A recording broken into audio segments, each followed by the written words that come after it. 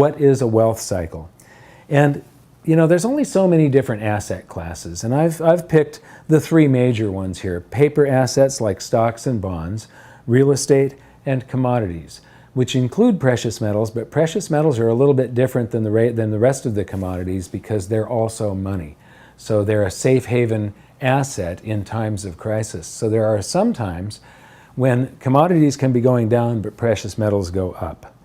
But if investors are rushing from from other asset classes into one asset class, pushing this asset class into a bubble, shouldn't it be drawing currency away from the ones they're selling, and shouldn't those fall? Yes, I mean, it should, except we live in a world where they're constantly creating currency and everybody is getting a little bit of this currency.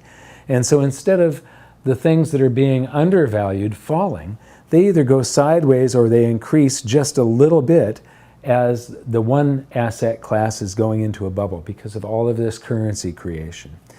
And so this is based on a real world example. It's just a very simple diagram, but this is from the 70s. If gold is going up, and if stocks or real estate, it was both stocks and real estate in the 70s, but I'm using stocks here because I'll show you the actual chart of that later. If gold is going up at a much faster rate, and it did during the 70s, stocks rose a little bit, but basically they were sort of bouncing along sideways and going up a little. If you were invested in gold, when you sold 10 years later, you could buy many, many, many times more stock.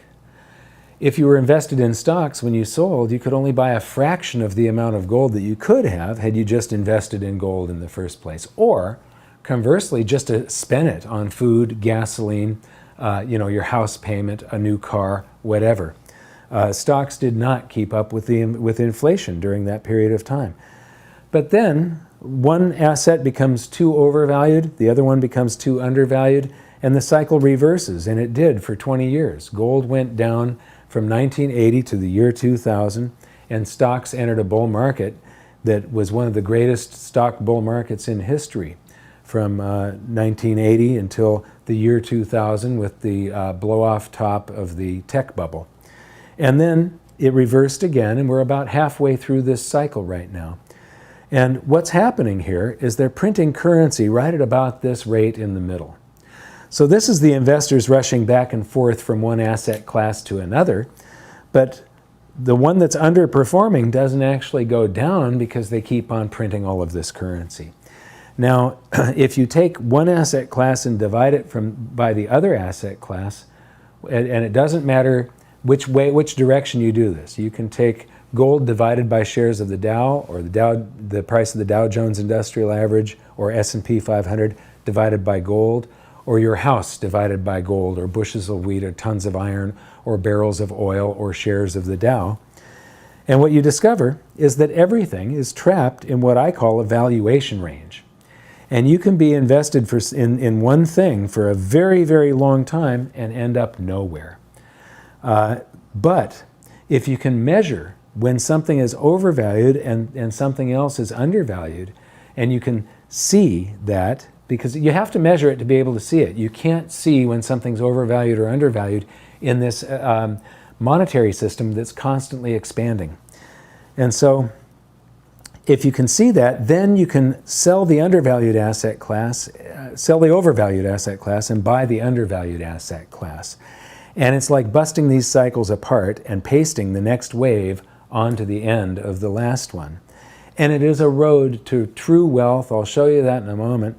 Now, some of the examples I'm going to give here, I understand that nobody can catch the exact top of anything, and that these are much longer time frames than most people's lifetime even. However, I just want to show you the immense power of this, the types of gains that can be made. This is in the 1920s.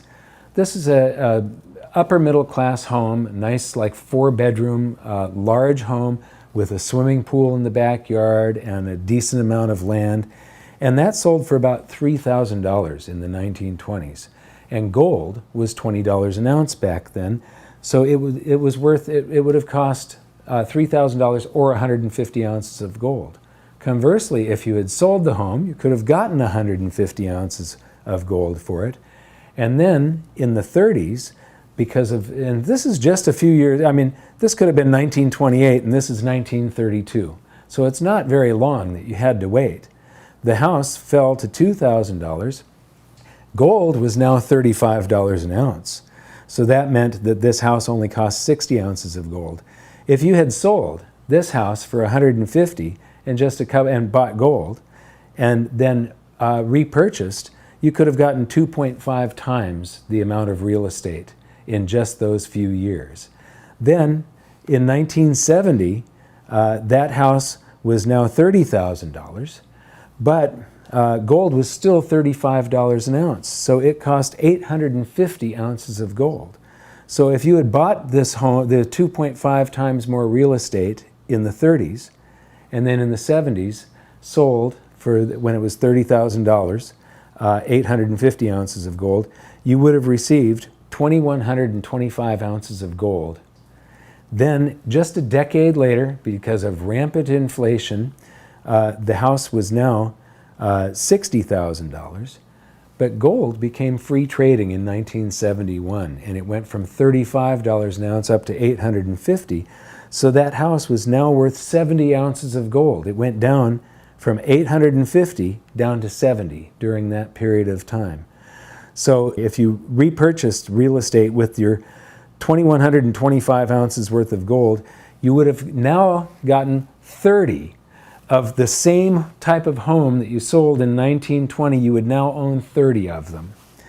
And then in the year 2000, gold bottomed at $250. That house was now worth $200,000. Same house. The house hasn't changed. It's $200,000. But gold had gone down, so it now cost 800 ounces. And so if you sold the house in the year 2000, you would have received 24,000 ounces of gold. Then in 2011, gold hit $1,925 an ounce. And the house was now worth $300,000. But it was only worth 150 ounces of gold. So you could have, in 2011, bought 160 homes with the proceeds from taking this one home and just going back and forth to different asset classes. 160 homes. However, this cycle isn't done yet. This is, you'll see later in the Dow Gold ratio, gold's price went from 35 to 200, from 71 to 74.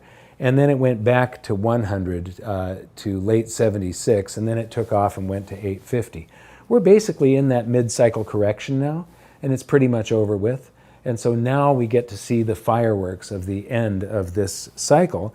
I don't know when the end is going to be. I don't know if it's going to be 2019, 2020, 2021, 22, could be 2023.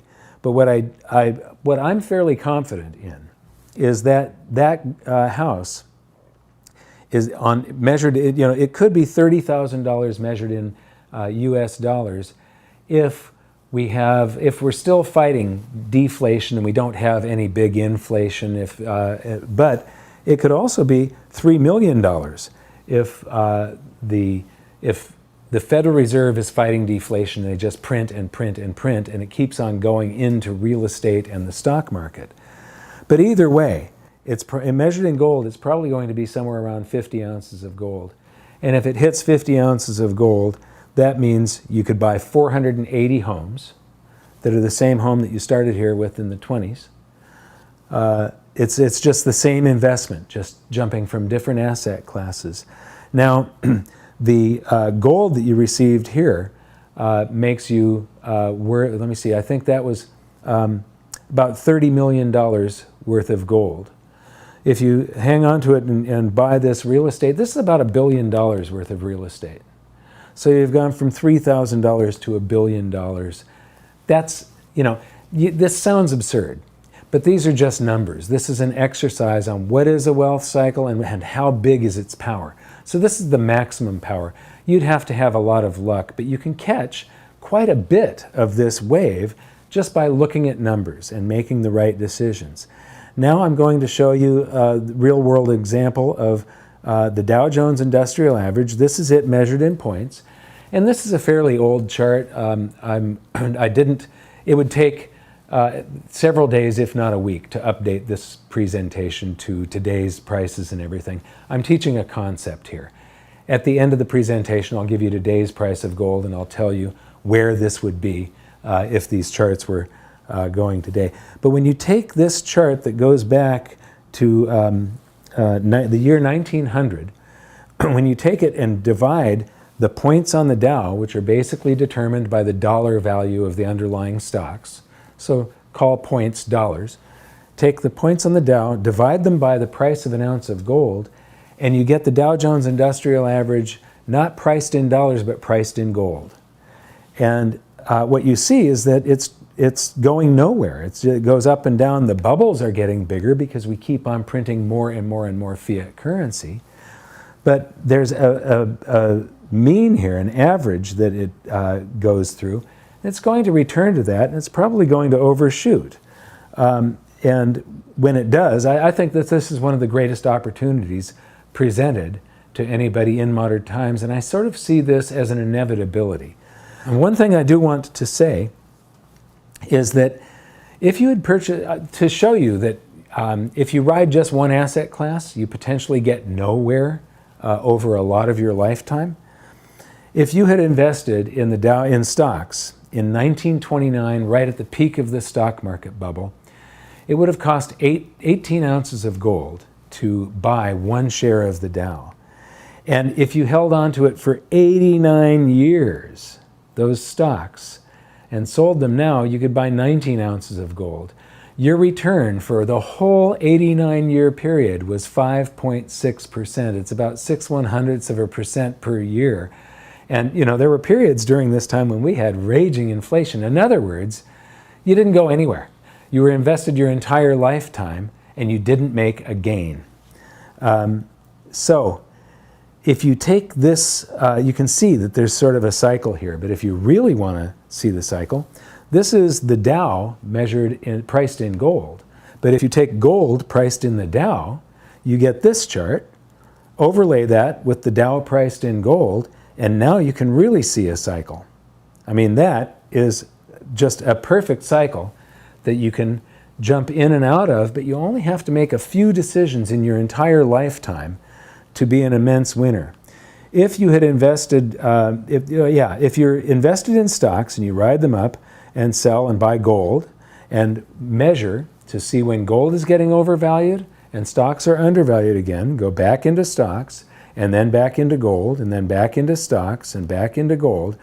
If you had invested back here just $30 in stocks and did this technique, your $30 would have become $15 million from just 30. Now, this again is almost impossible to catch the exact peak and the exact bottom of everything and to have perfect timing. But it just shows you the immense power of this. And if you only catch one or two of these in your lifetime, there's still immense gains that you can make, and you're escaping that valuation channel. That is the most important thing, is getting out of that valuation channel and actually going somewhere. The total maximum that you could have achieved here is 50 million% returns. That's unheard of. Now, this also would have taken 3 generations. This is more than 100 years. You're talking about 1903 to the year 2018. So that is the end of this portion of the presentation. The next portion is going to be the everything bubble. We're going to update you on where stocks are, where real estate is, where bonds are. So thank you very much for watching this section. I hope you really got something from that, because this is the difference between price and value. That home went up in price constantly, but the value measured in gold went from 150 to 50 to 850 down to 70 to 800. So it was bouncing in that valuation range that I was talking about. Learn these things. It's a powerful tool. We'll see you in the next piece.